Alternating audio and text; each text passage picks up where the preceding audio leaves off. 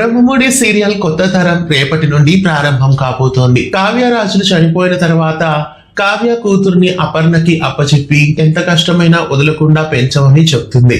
ఇక రాజ్ మేనల్లుడు చిన్న రాజ్ ఎక్కడో దూరంగా పడిపోయాడు. అతడు వేరే వాళ్ళకి దొరుకుతాడు. వాళ్ళ దగ్గర కూడా ఒక పిల్లాడున్నాడు. అంటే అక్కడ అన్నదమ్ములిద్దరూ పెరుగుతారు. ఇక్కడున్న ఇద్దరు అక్క చెల్లెళ్ళకి పేరు ఆ అన్నదమ్ములు అని క్లియర్ గా అర్థమవుతోంది. స్వప్న కూతురు వచ్చి రుద్రాని కూతురు దగ్గరే పెరుగుతోంది. ఆమెకి ఇద్దరు పిల్లల్ని మళ్ళీ కథలో చూపిస్తున్నారు. రాబోయే ఎపిసోడ్స్ లో పెద్ద పిల్లల సంఘమే బయలుదేరుతుందని చెప్పొచ్చు. ఇక బ్రహ్మముడి సీరియల్లో మళ్ళీ ఎవరెవరు కొత్త క్యారెక్టర్స్ లో రాబోతున్నారు, అలాగే ప్రముఖ నటి మాధవి ఊట్ల కూడా కథలో విలన్ గా ఎంట్రీ ఇవ్వబోతున్నారు. ఇప్పుడు రుద్రాని కూతురు పెళ్లి చేసుకునే వాళ్ళ ఇంట ఈ కొత్త క్యారెక్టర్ ని చూపించబోతున్నారు. మాధవి ఊట్ల గుప్పెడంత మనసు సీరియల్లో పెద్దమ్మగా అందరికీ సుపరిచితురాలే.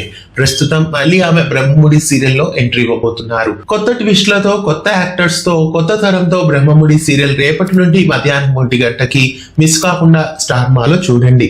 కావ్య కూతురు ఇందుగా మళ్ళీ దీపికానే తీసుకొస్తే, అప్పు కూతురుగా మళ్ళీ అప్పునే తీసుకొస్తే, ఇక రాజ్ మేనల్లుడు చిన్న రాజుగా మళ్ళీ రాజే వస్తే, రుద్రాని కూతురికి పెళ్లైన తర్వాత ఒక కొడుకు పుట్టినట్లు చూపిస్తున్నాడు. అతన్ని మళ్ళీ రాహుల్ లాంటి పోలికలతోనే చూపిస్తే ఎలా ఉంటుంది? ఇక స్వప్న కూతుర్ని మళ్ళీ స్వప్నానే పెడితే అప్పుడు పాత యాక్టర్స్ తోనే మళ్ళీ సీరియల్ ని చూపించవచ్చు. బ్రహ్మముడి సీరియల్లో ఇలా వాళ్ళ వారసులుగా వాళ్లే మళ్ళీ వస్తే ఎలా ఉంటుంది, లేదా కొత్త యాక్టర్స్ వస్తే ఎలా ఉంటుంది? మీకేమనిపిస్తోంది కామెంట్ చేయండి.